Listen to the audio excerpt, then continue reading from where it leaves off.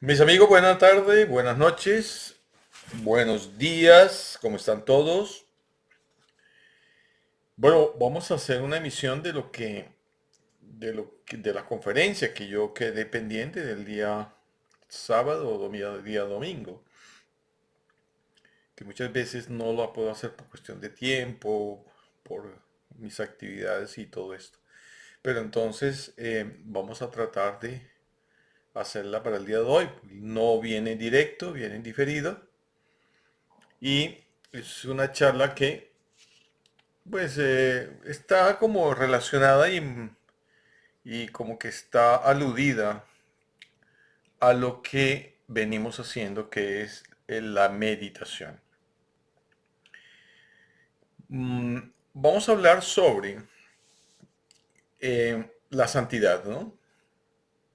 ¿Qué es ser santo? ¿Es posible ser santo? ¿Y quién es santo? ¿Sí? Sobre todo vamos a hablar de esta palabra, santidad, que es homóloga a la palabra iluminación. ¿Es igual o no tiene nada que ver? Eh, y en qué contexto se da esta palabra, ¿no? Es una palabra que viene del griego, ¿sí? Y después se latinizó, ¿sí? Y santo es aquello que es quien se aísla, quien participa de la santidad de Dios, ¿sí? Pero um, también se evoluciona en un contexto muy ético, muy moralista y muy religioso. ¿Sí? La palabra santidad, fíjense que la palabra iluminación no tiene ese contexto. ¿Sí? Porque cuando hablamos de iluminado, cualquiera puede ser iluminado. ¿Sí? Pero cuando hablamos de santo, pues inmediatamente evoca a aquellas religiones o religiones que difundieron esa palabra, ¿sí? Y es muy referida al judaísmo, al cristianismo y al islam. Ellos hablan mucho del estado de la santidad. Ahora, esta santidad como tal, ¿sí? Solamente se refiere a Dios. ¿Sí? O sea, el único que puede ser santo es Dios. ¿Sí? Porque esta santidad está llena de virtud, está llena también de excepciones. ¿Y cuál es básicamente esa excepción? Quien es santo está libre del pecado. ¿Y quién es el único que está libre de pecado? Dios. Y entonces, claro, Él nos invita a ser santos, como lo es Él. ¿Sí? Entonces invita al humano ser santo. Y muchos humanos dentro del proceso histórico, dentro del judaísmo, cristianismo y el islam propiamente, budismo, vamos a hablar básicamente del judaísmo, el cristianismo y el islam, porque dentro del budismo pues es otro tipo de concepciones y dentro del hinduismo inclusive, o el shintoísmo, son otro tipo de concepciones. Sí, porque por ejemplo, en el shintoísmo se habla del satori, ¿sí? Y en el budismo se habla del nirvana, y en el hinduismo se habla de estado de samadhi o samadhi. Y son concepciones diferentes, son concepciones totalmente diferentes, distintas. Mm, pero vamos a tratar de hablar del judaísmo, cristianismo y el islam. O sea, vamos a limitarnos un poco allí, ¿correcto? Mm, entonces, este estado de santidad se dice que solamente Dios es santo. ¿Correcto? Claro, estos son concepciones que han venido evolucionando culturalmente, matizados a través de una ética, de una moral, ¿sí? Y pues tienen muchas inconsistencias, ¿sí? Si lo vemos desde el punto de vista filosófico. Teológico, bueno, no me voy a meter por ahí porque es muy especulativo lo teológico, aunque no deja de ser especulativa también lo filosófico. Entonces, claro, Dios nos participa de esa santidad, nos participa, nos invita y nos participa. Pero cuando nosotros decimos Dios es santo, ¿qué diferencia hay de Juan es médico? Cuando nosotros decimos Juan es médico, indica que Juan hizo un proceso para ser médico y pensar y actuar como médico. O sea, quiere decir que antes de ser médico, él no era médico, sino que entró en el proceso, se preparó, hizo toda una carrera y se hizo médico. Esa palabra es indica que en algún momento no lo fue. Entonces no podemos decir Dios es santo porque indica de que en algún momento no lo fue. No lo fue, ¿correcto? Entonces ahora sí lo es porque entró en un proceso. Y esto está totalmente equivocado. Porque no le podemos dar caracterizaciones a Dios. No le podemos dar señalamientos. No le podemos decir. Porque eso es limitar. Eso es peyorativo. No podemos limitar. No son... Sí, claro. Tenemos que humanizar a Dios para poderle entender. Sí. Pero estamos partiendo mal. Es una crítica mía.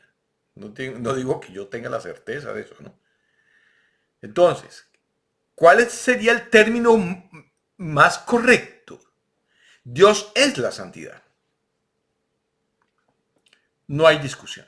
Dios es la santidad. Porque si Dios es santo, ¿sí? Son categorías. Entonces, Dios es santo para algunos, pero para otros no lo sería.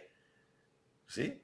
Como médico es para un país, pero no lo sería para otro, porque ese médico no sería, por ejemplo, alguien que es médico en India o en China, viene a practicar medicina en Estados Unidos y no lo puede hacer.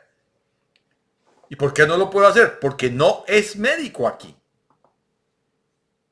Tendría que homologar para ser médico.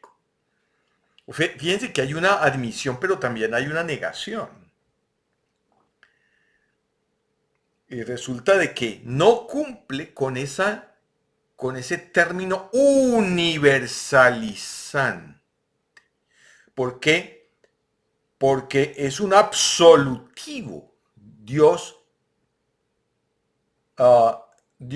no puede ser santo, sino Dios es la santidad. Es un universalizante. Dios es santo, no es universalizante. Dios es la santidad, es algo implícito a su naturaleza, porque no podemos decir fue y no fue, o será más adelante, será, porque será puede decir también no será, ¿sí? Es, o sea, no lo temporalizamos. Aquí hay, entonces, aclaro ese contexto, ¿sí? No lo temporalizamos. Bueno, claro, esto es una opinión mía y, y, y, claro, esto es debatible, ¿sí? Em, claro, decir hay que ser hay que ser santos como Él es santo, ¿sí? Indica una senda participativa, ¿correcto? En la cual nos invita a que nosotros también lo seamos, pero cuando decimos nosotros, tal individuo es santo, ¿sí? No quiere decir que en algún momento no lo fue y ya lo es. Sí podríamos decirlo. Pero como la santidad, como la iluminación, si nosotros la miramos en ese contexto, es parte de la perfección misma, es atemporal. Es un universalizante atemporal. ¿Cómo? ¿Dios es bueno? No, es la bondad. ¿Dios es amor? No, Dios es amor en sí. No es el amor, es amor en sí. Lo mismo que la misericordia. Dios es un calificativo, no. Dios es la misericordia en sí. Lo mismo que la virtud en sí. ¿Sí? En sí. Entonces, cuando nosotros decimos, sí, claro, vamos a la santidad, indica es una característica que tenemos que alcanzar, porque una vez no la teníamos y ahora la tenemos. Bastante discursivo, porque la luz de Dios siempre ha estado allí dentro de ti. No es que esté y ahora no esté. Simplemente es que siempre ha estado, pero no se ha develado. Siempre ha estado, pero no eres consciente que está allí. Siempre ha estado, pero no has entrado dentro del proceso de la develación. Entonces, hablar de las santidades no lo podemos someter a una cultura, a una ética, a una moral, porque está más allá de eso. Porque ser santo, entonces, implicaría de que si yo no estoy añadido a una ética, a una moral, a un prospecto cultural, no puedo ser santo. Si yo no soy o cristiano, católico o judaico o musulmán, entonces no puedo lograr la santidad, ¿correcto? Y resulta de que no es así, no es así. Eh, la santidad como la iluminación es una forma emanativa de conciencia, si lo queremos ver en el otro contexto. Por lo tanto, no tiene opuestos. No tiene opuestos. Y si no tiene opuestos, no tiene cualidad. Es que el santo es bueno. No. Es que el santo es feliz. No necesariamente. Es que no lo podemos decir. Es que el santo es misericordioso. Es que el santo es aislado. El santo es asceta. O el santo es virtuoso. O el santo tiene poderes. Puede curar. O el santo, en fin. Eh, ¿Quién experimenta la santidad? ¿Quién devela la luz dentro de él que tiene ese contexto? Es difícil señalarla. Es muy difícil, muy complicado, porque solamente el que lo vive puede verla, sentirla, porque esto hay que sentirlo. Hay que sentirlo. Entonces, se dice también, es que la santidad tiene que ver con un dejar de hacer. Es que la santidad tiene que estar implícita después del bautismo, después de limpieza, después de la purificación. Tenemos que ser puros, ¿sí? Tenemos que estar separados y aislados. No necesariamente, ¿sí? Porque eso ya viene dentro de ti, viene dentro del plan, viene dentro del ser humano. O sea, como lo hemos dicho, el ser humano es iluminado, de hecho, ¿sí? ¿Por qué? Porque el ser humano deviene del Padre. Y solamente aquello que deviene del Padre es que se permite esto. Entonces, si no lo es así, entonces no devenimos de él y devenimos de otra cosa. ¿Sí? Pero no, el ser humano deviene del Padre. Es parte de la luz del contexto del Padre. O sea, ya se es. Entonces, esto no es un proceso de alcanzar, sino de develar. Claro, fíjense ustedes que cambia totalmente esto de cabo a rabo. Ahora, también le ponen antagonismo, ¿no? Es que el que es santo no está en el infierno. ¿Sí? El que es santo es opuesto al estado infernal. No, es que eso no tiene nada que ver. Ni que es bueno, ni que es bondadoso. Sí, lo que estoy diciendo, ¿sí? O que es que está participando de unos sacramentos o de unas pruebas o unos desafíos. Y es que el santo es ético, moral. Entonces, sí, cuando usted pica qué es santidad, siempre lo refieren a las religiones. Yo estuve investigando, ¿eh? Entonces, ¿qué es santo?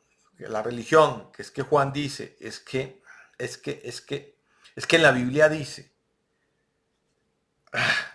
O sea, siempre le dan ese contexto y unas definiciones en la cual limitan mucho esta palabra. ¿Sí? Claro, es un estado de conciencia, definitivamente. ¿Sí? Pero entonces vamos a darle como un refresco y un verdadero matiz, ¿ok? A lo que es esta palabra que muchas veces nada que ver con aquella intención que tenemos sobre la santidad. Una persona puede ser santa y no saberlo, ¿sí?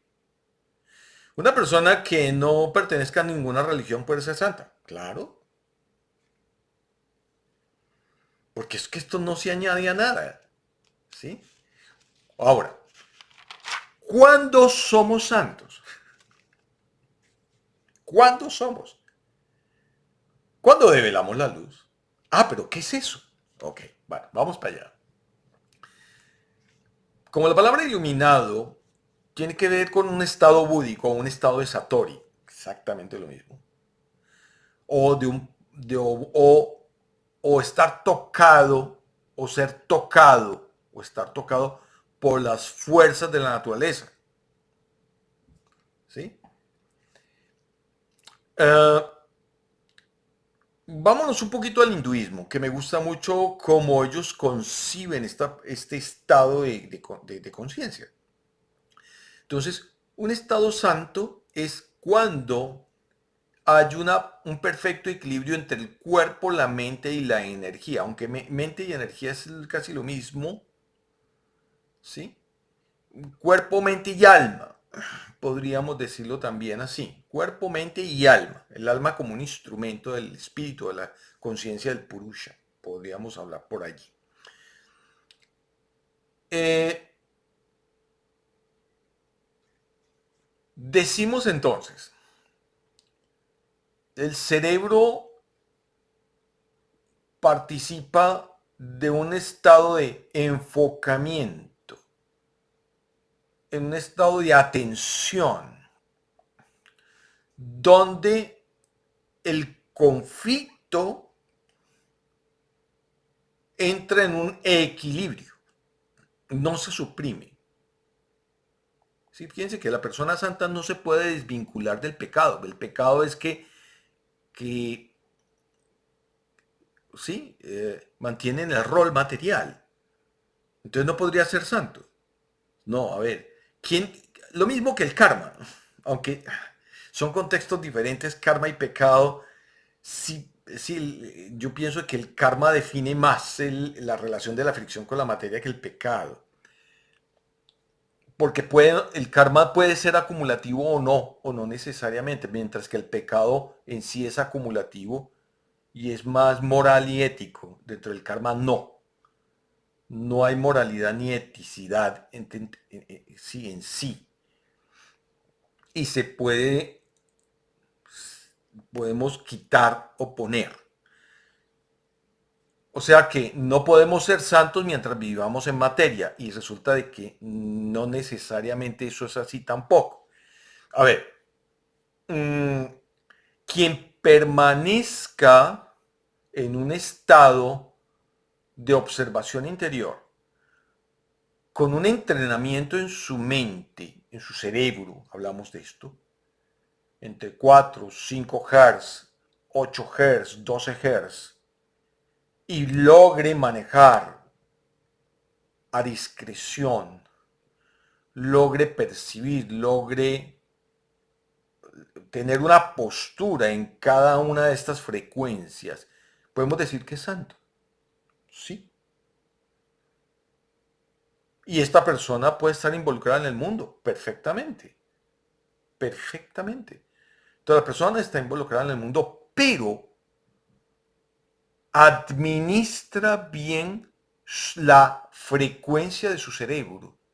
Porque cada frecuencia que lo hemos visto aquí, lo hemos estudiado, cada frecuencia es un rol dentro de nuestra personalidad donde nos da una forma, donde nuestra inteligencia actúa de una manera o de otra.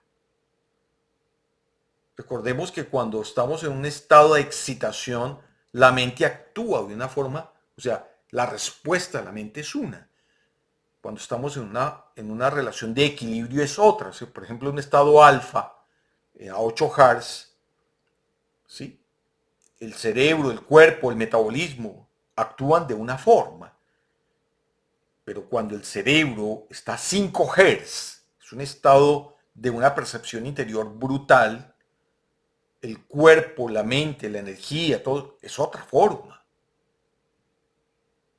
Es otra forma. Claro, es un estado de percepción muy, muy difícil de lograr vigilia en 5 Hz, pero podemos entrar en una ronda de estado alfa, teta, de estado delta, sí, o estado beta de vigilia, tener estados de alfa, sí, y pequeños estadios teta, sí, o sea, 5 o 6 Hz, sí. Eso es lo que hace un maestro. Tiene vigilia, pero tiene espacios o intervalos dentro de su frecuencia mental. Hay intervalos entre 5, 6, 7 Hz. Es impresionante. O sea, esta persona ve otros mundos, porque son frecuencias que están relacionadas con estados alterados, no solamente estados alterados de la energía, de la mente, de la personalidad, sino también de la materia. De la materia. Una persona en vigilia que puede dominar 5 6 7 Hz ve otras dimensiones, así es sencillo. O percibe otras dimensiones, porque tienen un estado, ahí se ven estados de ensoñación que no son de ensoñación, de que es que la persona está perdida en su sueño. No, no, no. Vive una realidad en otras dimensiones. Son dimensiones alteradas paralelas a esta. Entonces, sí, es bastante complicado eso, pero Pero eso es lo que es un estado de santidad visto desde el hinduismo. Desde el hinduismo. Que me gusta mucho esto. Cómo lo definen bien que en el judaísmo hasta ahora se vienen untando porque el judaísmo ahorita se mezcla mucho y hablan del karma. Yo he visto, okay, he visto rabinos que hablan del karma, ¿sí? ¿Sí? Porque el karma define muy bien el rol del pecado, ¿no?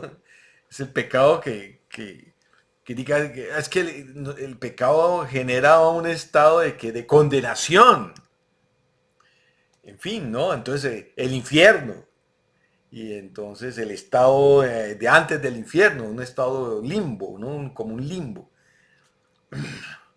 Sí, no sé, sí, como que, como pone, como un infierno de Dante, ¿no? Entonces, claro, cada uno le pinta, ¿no? Pinta su propio bosque, ¿no? Entonces, en esto, em, el estado iluminativo está libre absolutamente de toda preconcepción. A eso voy. Y, y sencillamente, ¿qué es lo que difiere a un estado de samadhi? Entrenamiento. Sencillo. Entrenamiento. En esto, y lo estoy señalando y lo sigo señalando, es de entrenarse. Claro, porque usted puede manejarme en un estado de 5, 6, 7 Hz, 8 Hz, un estado alfa, alfa teta o delta. Ok, mientras estamos en el trabajo de la meditación, pero ese no es el problema, ok.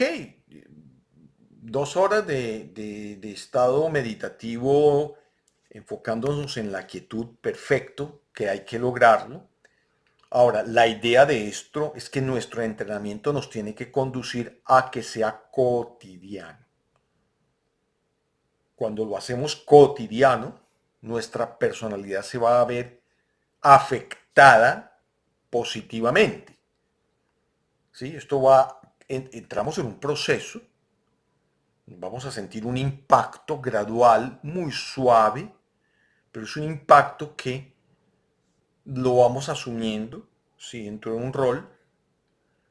eh, Nuestro cerebro va a tener una respuesta, la meditación genera una respuesta, se comienza a adaptar a unos roles totalmente diferentes al hombre cotidiano, ¿sí? El hombre que medita es diferente, muy diferente a un hombre normal, sí, podemos decirlo. Su contexto es distinto. Mm, Maneja las ondas cerebrales, definitivamente las controla, y esto indica que todo su proceso de cognición va a ser diferente. ¿Sí? Totalmente diferente. Entonces, hablamos de un entrenamiento. Una persona que haga una meditación en la mañana se afecta todo el día. Se ve su comportamiento, su metabolismo se ve comprometido todo el día. Porque el cerebro tiende a seguir frecuenciando. El cerebro tiende a seguir manejando, ¿sí? Porque funde todo, el cerebro funde y no separa la ensoñación de la realidad. Cuando usted habla con un indio, con un indígena, ellos valoran un individuo por su capacidad de ensoñación, su capacidad de ver a través del sueño, cómo el sueño está involucrado con la realidad. Lean a Don Juan, Carlos de Castañeda, ¿sí? Don Juan, ¿sí? El poder de el individuo de ver a través de las cosas su realidad última, a través de las cosas, de los objetos, de los animales. No ven simplemente el animal ahí, sino qué hay detrás de él, qué simbología deja de ver ese animalito o ese suceso o esa cosa. Entonces, de hecho, una persona que medita no ve someramente como una pantalla el acto, la cosa, el animal, sino que va más allá, porque la ensoñación, porque la ensoñación tiene que ver con 5, 4, 3, cuando usted duerme, usted tiene que ir a esas partes profundas de su mente, pero usted no se acuerda, Usted cuando entra en su sueño, usted tiene 4 ciclos de sueño RAM. Y en esos 4 ciclos de sueño RAM, su frecuencia cerebral baja hasta 5 Hz. Pero usted no es consciente, usted no las maneja. El Santo Maestro decía, cuando usted hace yoga nidra, cuando usted hace meditación, usted puede programar su ensoñación, o sea, su sueño, usted lo puede programar. Usted es consciente de su ensoñación. Y ser consciente de la ensoñación es una cosa del otro mundo. Porque usted adquiere una forma de poder, lo que hablan los indígenas en el Amazonas. Usted se involucra con las fuerzas de la naturaleza, por ende. Se involucra. Las fuerzas de la naturaleza son inteligibles y te detectan a ti como parte de ellas. Te detectan. ¿Ok? Y los animales también te detectan como parte de ellos. ¿Sí? Por eso un meditador, cuando lo hace continuamente en un bosque, los animales vienen a él y comienzan a... Se le ponen en los hombros, en la cabeza. ¿Ve?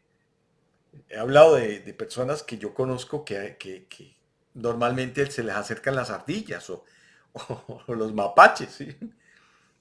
Entonces, me acuerdo una vez que yo también estaba en una meditación, en un lugar, o en una clase, en el bosque, y se me subió una lagartija grande, y se me subía, y entonces me daba vueltas en el cuello y acá, pues se me subió, ¿no? Yo no hice nada, yo me quedé quieto. Entonces ella se quedaba allí, ¿sí? Y bueno, y se bajaba y... ¿ok? Fíjense, entonces ellas sienten eso. La naturaleza siente eso. ¿Ve? Y no te depreda, no te ve como algo diferente. Por eso lo he comentado, la naturaleza depreda a aquel que ve como extraño. Si tú entras a un bosque, tú eres un extraño para esa armonicidad del bosque. Y el bosque es muy peligroso para ti porque te devora el bosque. Porque el bosque es un organismo, es un ser vivo y es como si a tu cuerpo entra una bacteria. Inmediatamente, ¿qué hace esa bacteria? Pues es depredada, ¿cierto? Por tu tejido de defensa. Lo mismo, ¿no? Cuando tú entras a un bosque, pero no eres parte de ese bosque, el bosque dice, esto es un extraño y debe de salir aquí, porque el bosque es una entidad, ¿sí? Que es un tejido que es común para sí mismo. Lo mismo, te entras al mar, ¿sí? Y las especies se dan cuenta que ahí hay alguien que no pertenece, ¿sí? No pertenece. Entonces lo mismo, cuando manejamos estas radiofrecuencias, la naturaleza es paralela a ti. El elemento agua, el elemento fuego, el elemento aire, el elemento tierra, eh, con toda su naturaleza y sus seres, porque allí viven muchos seres, están participando de ti. Es como si tú fueras parte de ellos. Parte de ellos, ¿correcto? Dentro del shintoísmo es igual, dentro del hinduismo es igual. ¿Sí? Por eso, dentro del, por ejemplo, del budismo tántrico, el estado búdico, ¿sí? Tiene unos protectores, por ejemplo, que le asisten, se añaden a la persona unos protectores. Y estos protectores cuidan a esta persona, la cuidan, ¿sí? Claro, lo mismo que el bosque, ¿se acuerdan?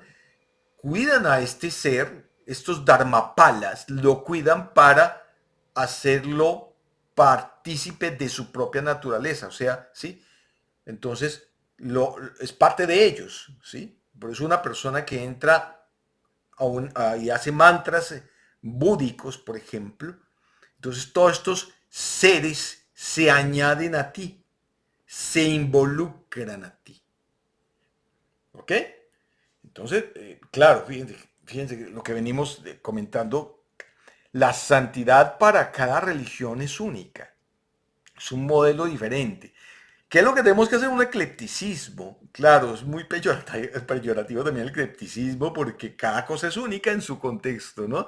Sí, pero tenemos que nosotros ver qué concibe la santidad aquí y llevarla para acá y llevarla para acá, hacer una comparación y en nosotros hacer una amalgama, ¿correcto? Y sacar la experiencia, ¿sí?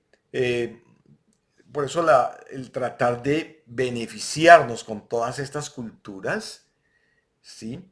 Y, y practicar un poquito, ¿eh? Yo practico un poquito lo de, de las meditaciones de judaístas, del judaísmo, participo muchísimo de las meditaciones cristianas, del maestro, ¿sí? Participo mucho de la religión yoruba, la religión de los negros, que me parece fascinante. La del budismo tántrico, pero divino del budismo tántrico, ¿ok? Del shintoísmo igual, me gusta mucho la filosofía del Shinto, ¿sí? Cómo se maneja el Shinto en sí, ¿no? El estado del Satori, ¿no? Es divino, espectacular, ¿no? Como ellos manejan ese estado del perfecto equilibrio del Tao, ¿no? Entonces, mis amigos, mm, entrar en el proceso de meditación, yo trato en lo posible hacer el diseño de las técnicas, porque las técnicas que se practicaban en la antigüedad son muy distintas a como se practican hoy. Deben de evolucionar. El hombre de hoy es un hombre mucho más completo, mejor diseñado, tiene más conciencia. Por eso la meditación debe de tener esa participación también. ¿Sí? Antiguamente las meditaciones eran muy dadas hacia un chakra, por ejemplo. Se meditaba en un chakra Muladhara, Swadhisthana o Manipura. Entonces, por ejemplo, cuando Buda meditaba mucho en el chakra Manipura. ¿Sí? Meditaba constantemente en el chakra Manipura. ¿Ok? Hoy en día no solamente meditamos en el chakra Manipura, no. ¿Dónde hacemos la meditación? Chakra Ajna. Fíjense, Ajna. ¿Por qué? Porque el ser humano ya puede trascender estas frecuencias y cada chakra tiene que ver con una radiofrecuencia. Claro, Agna tiene que ver con 5 Hz, 4 Hz inclusive. O sea, estamos hablando de términos mayores, palabras mayores. Cuando tú abres Agna, ¿sí? Hablas ya de principios cosmocratores, ¿sí? Principios absonitas, ¿sí? ¿Ya el ser humano está preparado? Sí, claro, está preparado. ¿Sí? Entonces es asumir ese rol. Bueno, mis amigos, eso era la charla. Es cortica para que no, son como pildoritas ahorita. Mientras voy a subir la crilla yo, no, perdón, la yoga nidra de la incomodidad. No la he subido todavía. Voy a subirla que, los que quieran practicarla, ¿no? ¿Sí? Es un lugar, ustedes tienen que escogerme un lugar adecuado, un lugar en su casa, en donde usted habita, y usted va a prepararme una telita o se va a poner un tapetico o algo muy delgadito, ¿sí? Y usted se me va a acostar ahí, ¿sí? No mullido, en el piso, con la cabeza a oriente, ¿sí? O la cabeza al norte. ¿Cuál es mejor? La parte norte es magnética y el parte con la cabeza a oriente, ya lo he comentado, donde sale el sol, es eléctrico, ¿sí? Cada, la postura de la cabeza a un lado difiere de la otra. La del norte te ayuda a dinamizar más si eres una persona de una tendencia exaltada, muy dinámica, medita hacia el norte. Si eres de una tendencia más pasiva y más dada hacia ser introvertido, ¿sí? Entonces medita hacia el oriente, ¿sí? Si eres muy depresivo, por ejemplo, o depresiva, ¿sí? Medita hacia el norte, ¿correcto? Hacia el norte. Si tenemos, por lo contrario, una actitud impulsiva, ¿sí? Somos impulsivos, de pronto no manejamos ese estado excitado de la mente, meditemos hacia donde sale el sol, ¿ya? En esta referencia entonces colocan su cuerpo, ¿sí? De acuerdo a esta instrucción, por eso yo le pido el favor de que me sigan, por eso inscríbanse en el canal, ¿m?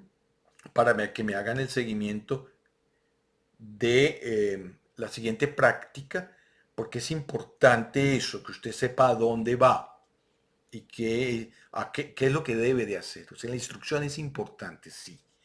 Porque otra cosa es sentarme aquí 2 horas a meditar y bueno, ¿y para qué yo me siento 2 horas? No, a ver, tengo que saber para qué lo hago, ¿sí? Esa es la intención. Entonces, toda esta preparación que llevo haciendo es para que usted me cotidianice el yoga nidra. Esos yoga nidras de 30 minutos, 30 y 45 minutos, no son muy extensivas las yoga nidras. Mientras que la meditación sí es un poquito más de la hora, pues podemos comenzar como media hora para que se adecue usted. Y es lograr una meditación de hora y media, muy bien, 2 horas, 2 horas y media hasta las 3 horas. El objetivo es llegar hasta las 3 horas, que lo vamos a hacer. Ustedes ya vieron la antesala, yo sé que ya muchos lo han probado, pero se mueven, que sí, lo puedo hacer acostadito, claro, me duermo. Está bien, porque en esto pues hay que practicar, hay que ensayar dónde estoy, ¿sí? Y la idea es llegar a una meditación de 1 hora, 2 horas, 3 horas, totalmente quieto, ¿sí? Ojalá en Padmasana o en Sridhasana. ¿M? Sridhasana, piecito acá, ¿no? Padmasana es los piecitos sobre los muslos. O sentadito simplemente en un silloncito, en un sillón, ¿qué? En una, ¿cómo se dice esto? En un cojín, ¿no? Duro, ¿sí? En un cojín, yo me siento en el cojincito y me quedo quieto. Mirando al norte, pues, de acuerdo a como yo lo estoy comentando, o mirando al sur, de acuerdo a mi naturaleza. Hay personas que solamente meditan al norte, de acuerdo a su naturaleza. Hay gente que tiene naturaleza rajásica, muy activa. Entonces, tienen que meditar hacia el norte, ¿sí? O muy pasivas, ¿no? Entonces, meditar hacia donde sale el sol, que es la parte oriental. Entonces, hay que conocer un poquito de todo esto, ¿sí? Se sugiere una comida vegetariana, se sugiere que no se coma mucho pan, mucho azúcar, porque no puede, una persona llena de azúcar en la cabeza no puede meditar, va a estar rascándose, ¿eh? Las histaminas van a estar ahí molestando, me duele la espalda, ¿eh? Entonces no coman azúcar, ojalá 2, 3 horas, ojalá ese día no coman nada de carbohidratos, ¿eh? ¿Sí? Supriman un poquito la ingesta de carbohidratos o fruta en la mañana, ¿sí?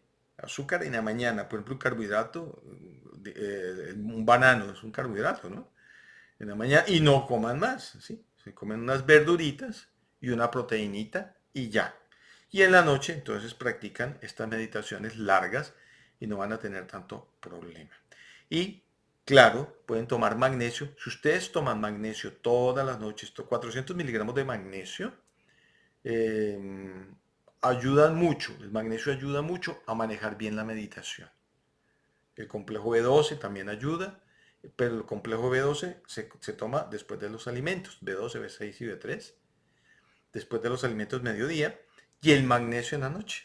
Magnesio en la noche, 400 miligramos, ayudan a la tolerancia porque el magnesio pues causa diarrea, pero entonces esperen que el cuerpo se adapte. Después de 8 días, 15 días ya no hay diarreas, ¿sí? En la noche no genera diarreas al otro día, no, no, o sea, es increíble, ¿no? Se absorbe bien y al principio un poquito, pero ya después se adapta fácilmente. Entonces, con esto ustedes se ayudan un poquito a la meditación. Si hay conflictos, si hay problemas, no importa. Vamos con la yoga nidra para que se haga una antesala. Entonces, todo esto, pues, es el principio que yo estoy subiendo para que tengamos una buena antesala y una buena preparación. Practiquen todos los días, todos los días. Por eso voy a poner yoga nidra de 30 minutos, 35, 45 minutos, para que ustedes practiquen todos los días, todos los días. Tú pónganla con la práctica, ¿sí? Y háganla, háganla. Ok, no me quieren oír, bueno, no importa, pero ya usted sabe manejar, usted ya sabe manejar. Mano izquierda, comienza por la, siempre se piensa por la mano izquierda, entonces conciencia en el dedo gordito, dedo pulgar, de segundo dedo, tercer dedo, tal cual como yo lo diseño, que es la práctica que nos enseñó el maestro. Y él hizo ese diseño, ¿sí? De acuerdo a muchos estudios que él hizo con médicos, inclusive, porque casi la mayoría no, bueno, la mayoría tampoco, pero sí muchos de sus alumnos eran médicos. Tanto así que el maestro tenía un hospital inclusive, ¿m? Un hospital. Bueno, un hospital, una clínica, más bien, pequeñita, y manejaba mucho la Ayurveda, ¿sí? Porque mi maestro era discípulo de un médico. Entonces, había dentro de este rol, pues muchos médicos, ¿sí? Psiquiatras inclusive, ¿no? Habían psiquiatras y personas que él inclusive escribió libros de medicina y de técnicas para ayudar a mejorar este tipo de, digamos, de enfermedades a través de las técnicas. Él tiene varios libros con respecto a eso. Entonces, esta yoga nidra fue coayudada, fue ayuda, sí, con muchos yogis que eran médicos, ¿sí? Eran médicos y todo esto. Bueno, mis amigos, a practicar. Que tengan buena noche y vamos a la siguiente técnica que es el yoga nidra para el estrés, para la preocupación, para la incomodidad, decíamos, ¿no? Para la incomodidad. Entonces vámonos con eso. Que tengan buena noche y muchas bendiciones.